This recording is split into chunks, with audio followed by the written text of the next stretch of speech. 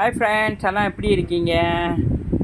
நல்லா இருக்கான்னு பிரார்த்திக்கிறேன். சேனல் பார்த்து சப்போர்ட் பண்ணி சப்ஸ்கிரைப் பண்ணி லைக் பண்ணி ஷேர் பண்ணுங்கள் ஃப்ரெண்ட்ஸ். இன்றைக்கி ஒரு சிம்பிளான ஒரு சூப் தான் ஃப்ரெண்ட்ஸ்.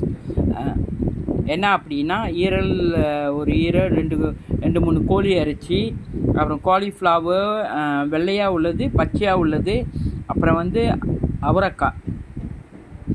அவரைக்காய் போட்டு, அப்புறம்